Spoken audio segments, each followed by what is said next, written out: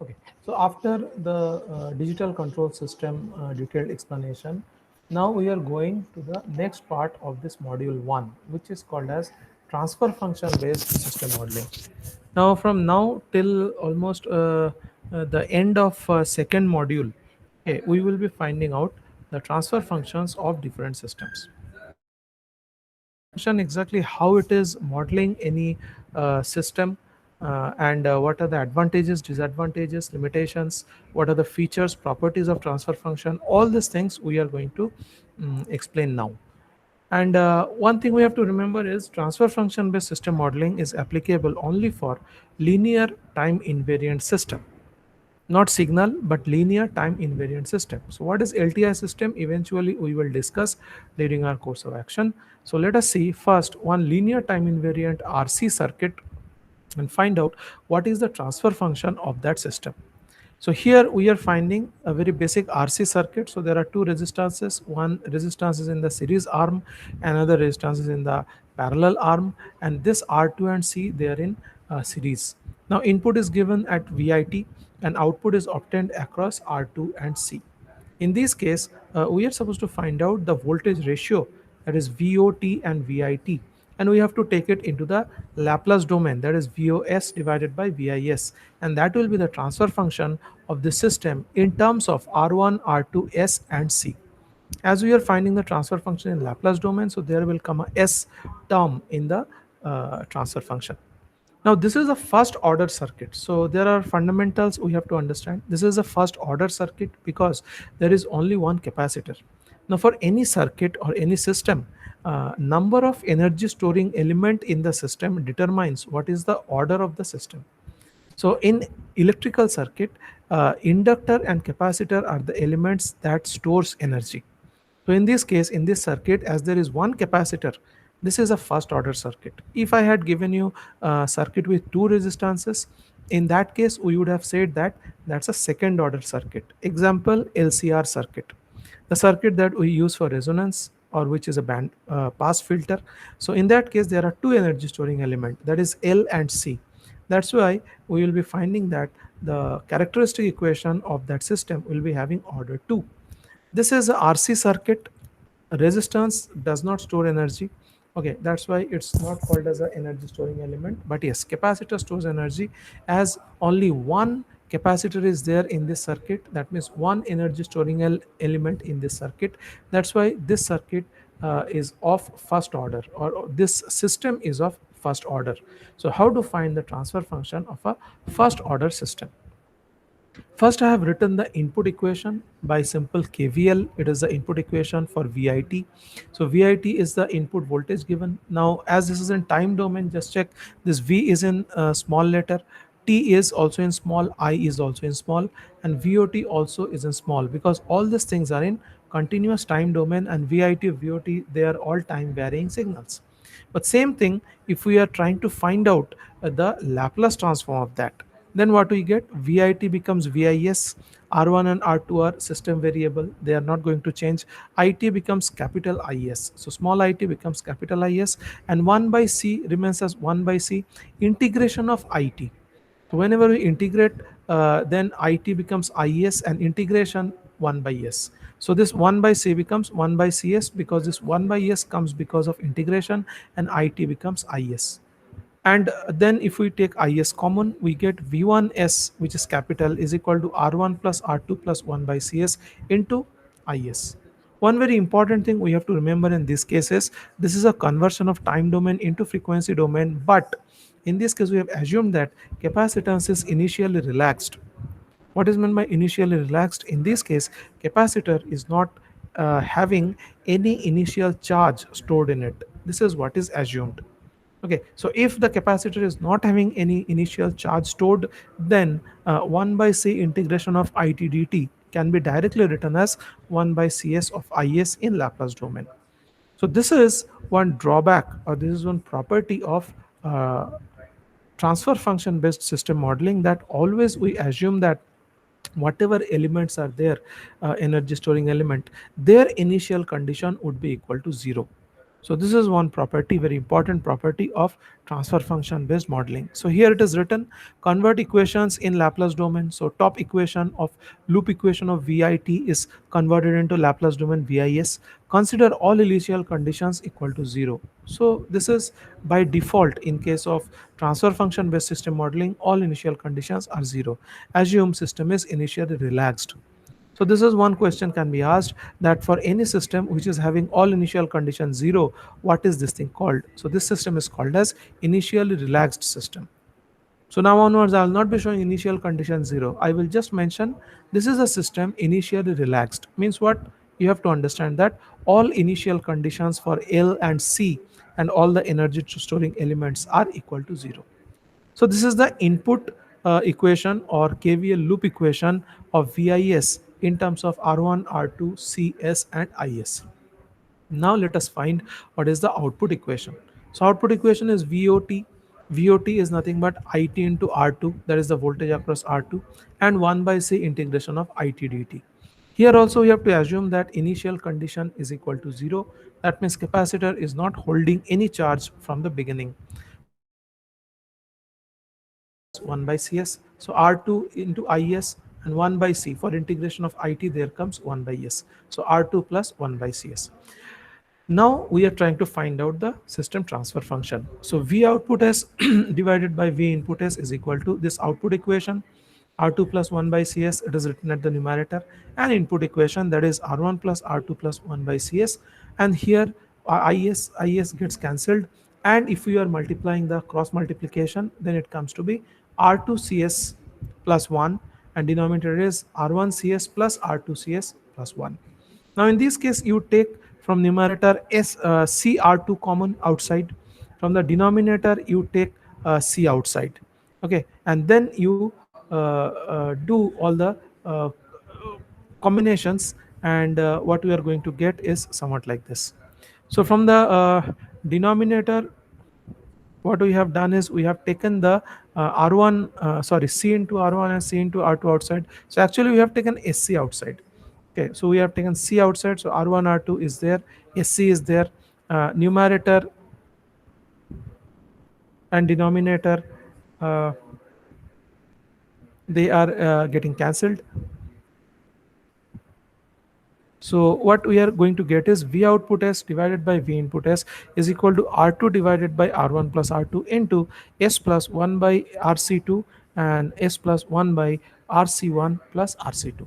So this is what we are going to get. Now very important thing is what is numerator polynomial called? So S plus 1 by CR2, if we are equating it to 0, that is numerator S plus 1 by CR2, if we equate to 0, we will find that S is equal to minus 1 by CR2. So that is called as 0. So whatever is the value of S at the numerator for which the numerator will become equal to 0 is called as 0 of the circuit. Samely, if you equate the denominator polynomial S plus 1 by CR1 plus CR2 equal to 0, then we will be finding that S is equal to minus 1 by CR1 plus CR2. That means this is called pole. That means if you are substituting S is equal to this value, that is S is equal to minus 1 by CR1 plus CR2, in that case the whole denominator will become 0. When the whole denominator becomes equal to 0, the transfer function V output by V input becomes infinity. So we can say that S is equal to minus 1 by CR1 plus CR2. This is called as pole of the system. What is the definition of pole of the system? This is the value of S for which the whole transfer function is having amplitude as infinity. And you are finding that the pole is negative here. That means S is equal to minus 1 upon CR1 plus CR2. So this is a negative pole, and this will be lying in the left hand side of S plane in the Laplace domain. So we will discuss in detail about the positioning of pole, and from there we will come to know that if the pole is lying in the left hand side of S plane, that means the pole will be a stable pole. So what all things we can find out from transfer function? First, we can find out what is the gain equation, and what is the pole, what is the 0. So in this case, we find that minus 1 by CR1 plus CR2 is the pole. That means if S is substituted with this value at that time, denominator will become equal to 0.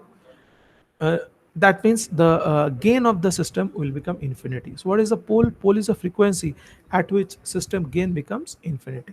Samely, if you are taking the numerator polynomial s plus 1 by cr2 and equate it to 0, you'll be finding at numerator s is equal to minus 1 by cr2. This is called as 0 of the circuit or 0 of the system.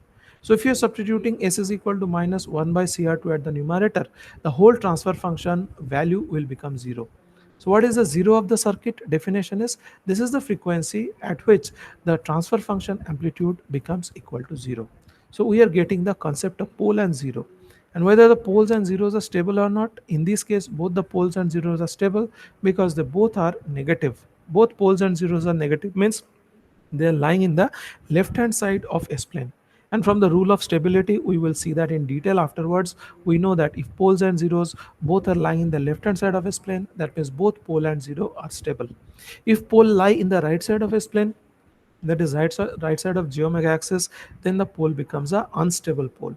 Okay, so in this case, from this one slide, what all things we have found out, and everything is about transfer function. First thing, we find out that, okay, one more thing, before I go for the gist, I'll tell you, check the denominator equation. This denominator equation is called as characteristic equation. And what is the order of this equation? This polynomial s is having raised to 1. Okay, this is called as order of the characteristic equation. So whatever is the denominator equation, that is called as characteristic equation, most important equation in any transfer function or any system. So for any system, if you are finding the transfer function, denominator equation of that is called as characteristic equation. And poles are actually the roots of characteristic equation. And poles, if negative, that means system is stable. Okay, and order, what is order? I told you that this is the first order circuit because there is only one energy storing element in this. That's why this denominator equation has become power, or is having power of s as 1.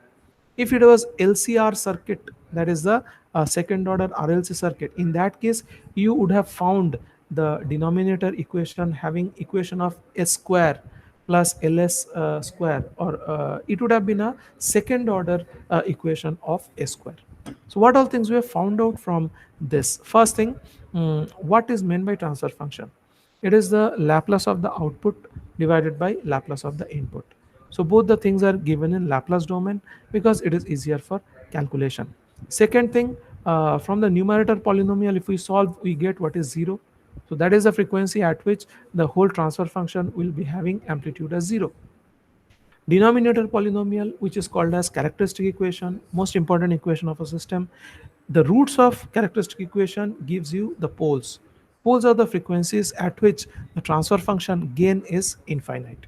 And finally, what we have found is, as this is a circuit with only one energy storing element, characteristic equation will be having order of 1. That's why we are finding that denominator power s is equal to 1. If there were two energy storing element, characteristic equation would have had power of s as square. So all these things can be found out from the transfer function. So this is just an example that I have given you. Now let us go to what are the properties of system transfer function.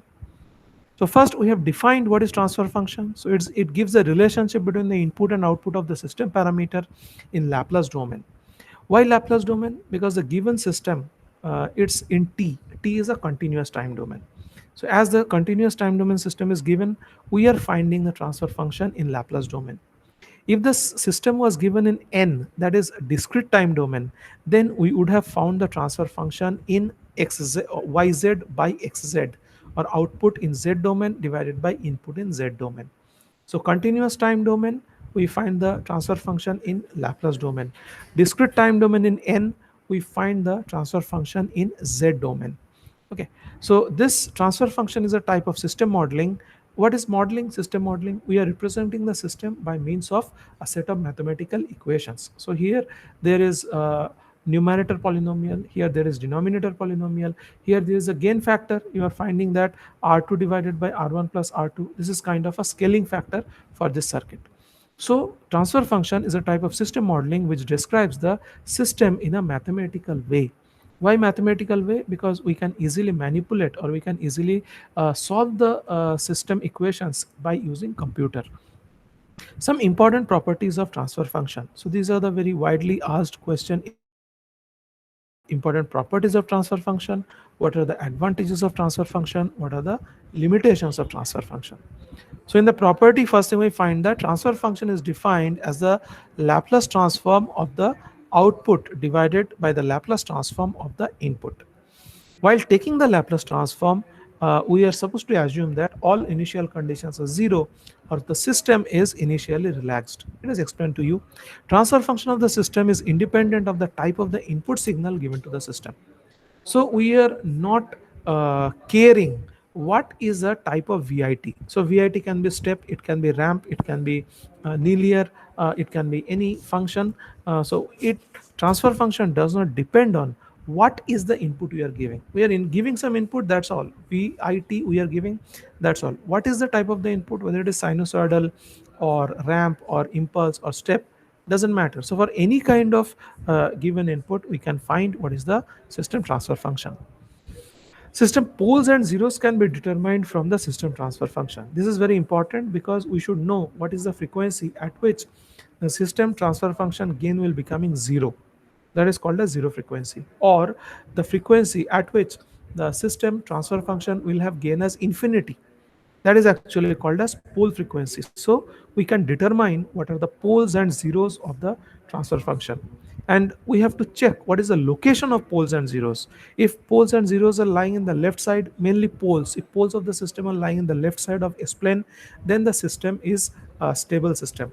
If there are 10 poles, 9 poles are lying in the left hand side of S plane, but one pole is lying in the right hand side of the S plane, then the system will become unstable. So a single pole lying in the right hand side of the S plane, the system becomes unstable.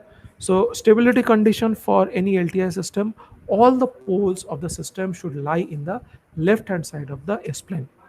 So this is the significance of finding poles and zeros. So from poles and zeros, stability can be determined from the denominator equation of the system transfer function. The denominator polynomial of transfer function is called as characteristic equation. Roots of the characteristic equation are called as poles. Roots of the numerator polynomial of the transfer function are called as zeros. So if all the poles are in the left hand side of S plane, system will be perfectly stable. So from transfer function designing, we can determine the stability of the system, which is a very important factor in control system. Transfer function based system modeling is applied only for LTI system, that is linear time invariant system, which is comparatively simpler system. So that too with zero initial condition. So if LTI system with zero initial condition, then only we can determine what is the transfer function. If the system is nonlinear, then we cannot use transfer function based modeling for modeling the system characteristic. So the gist is, we can find pole zero, we can determine system stability, and transfer function based modeling can be applied only for LTI system with zero initial condition. What are the advantages of the transfer function based system modeling? So it gives a mathematical model of system gain, output by input, for the given system block diagram. So you give me any LTI system, we will assume the initial condition is zero. We will be able to find out the ratio of output by input. And if you give me the input, then I can tell you what is the system response. So transfer function based system modeling gives us the ratio, or how to model the ratio of output by input. And for given input, we can find out what is the system output or system response. Complex integral and differential equations are converted to simple algebraic equations in this method. A very big advantage, that is transfer function based method makes the system look simple. So even if there are higher order differential equation, but it will be converted very easily into algebraic equation. We have seen that. So integration of it dt. What did we write about that? Is by s. So a very complex integral we have simply converted into is by s. So if it is dit by dt, it will be converted into s into is. So differential means in Laplace domain s will be multiplied. Integral means in Laplace domain s will be at the denominator. So the parameter will be divided by s. That means very difficult complex integral and differential equations are converted to simple algebraic equation in the transfer function based method. So if transfer function and system inputs are known, very easily we can calculate the system output response. Just now I told you, if you tell me what is the VOS divided by VIS, and if you tell me what is the type of input you have given, I can very easily estimate or find out what is output response equation. So if the transfer function of the system inputs are known, very easily, if the transfer function and system inputs are known, then very easily we can calculate what is the system output response. This modeling technique is extensively used for impulse response system modeling. So for impulse response system modeling, we are using impulse signal as the input signal. So system type, so what is type you don't know, again I will write this. So what is the system order, what is system type, all those things I'll write and post in your group, please check that. So system type, system order, poles, zeros, all these things can be very easily found out from transfer function. System difference or differential equation. So difference equation comes in case of discrete system, differential equation comes in case of continuous time system. So either it is difference equation or differential equation. Transfer function can be found out from difference equation as well as from differential equation. But two things are there. First thing is the system has to be LTI system, and second is we have to assume that all initial conditions are zero. Transfer function depends only on the system or process parameters. It does not depend upon the type of the input that is connected to the system. So if you see the transfer function just now we have found out, you are finding that the in the right side it is R2 divided by R1 plus R2, it is system parameter. Here also S CR2 system parameter, and S is Laplace domain, so this is domain parameter, and here also it is domain parameter and system parameter. So in the right hand side, no mention of input current, input voltage, output current, output voltage, nothing is there. So that is why they have explained, that is transfer function depends only on the system or process parameters, that is R1, R2, C and S. It does not depend upon the type of input connected to the system or from which point you are taking the output. No, that is not very much important. So you just give me some system, you mention where are you giving the input, you mention from where you are getting the output. So from where, this is very important, and whatever may be the input you give, we can find out transfer function, provided the system is LTI system and all initial conditions are zero. So system model, schematic and stable variable model, state variable models can be obtained from transfer function. So this we will see in the module number 5. So I will give you a transfer function, you can find what is state variable model or vice versa. I'll give you state variable system model or state space model. You can find out what is system transfer function. Okay, so system pole and zero position can be found from transfer function. This helps in determining the system stability in Laplace domain or Z domain. So in Laplace domain, we have to see all the poles are in the left hand side of S plane. In Z domain, we have to see all the poles are within the unit circle. In that case, the system would be stable. So these are the advantages of transfer function. Main advantage I'll tell you, this is a very easy method to find out the system modeling, provided the system is LTI and initial conditions are zero, and finding the transfer function reduces a lot of hassles because other modeling techniques are quite difficult. So this is a very easy technique, and if we know the input, we can very easily calculate what is the output of the system, and that can be found out very easily. So these are the advantages of transfer function. Finally, the last slide, what is the limitation of transfer function based system modeling? So transfer function based system modeling is valid only for LTI system. If the system is nonlinear, then this method cannot be used. So this is a caution, this is a warning we are giving from the very beginning of this session. So this modeling technique does not take into account the system initial conditions. This is also explained, that is we have assumed that all systems are initially relaxed. So if it's a LCR circuit, if L and C are having any initial condition with it from the beginning, that will not get reflected in the transfer function based modeling, and that will add to some error in the modeling. Okay, so initial conditions are not taken into account in transfer function based system modeling. Transfer function based system modeling does not give any idea about the intermediate states of the system variable. So intricate and internal details regarding the system variables are not available from transfer function based system modeling. So if there are some 10-15 system blocks, what we find is extreme output right side, what is the output, and extreme left side, what is the input, ratio of that much we are finding out. How the signal is propagating through the system, how the states are changing at every time, how the variable is changing, what is happening in every system, every intermediate system, how is the input changing at every intermediate system. All these things are not found out, or we are not able to find out all these things by using transfer function based signal or system modeling method. But yes, by state variable based system modeling, we can find out that every step, every state, how it is changing at every second, and after every block how it is changing, that we can find out. So internal detail, intricate details regarding the system variables are not available from transfer function based system modeling. This type of system modeling does not speak about how the present output and system states propagate through the different system elements over time. It is already told to you how are the system variables changing after every circuit stage. Okay, this thing is not known by transfer function based signal system modeling, because it gives you extreme rightward output divided by extreme leftward input. So these are all about example of a transfer function. What is the advantages of transfer function? What are the properties, and what are the limitations of transfer function?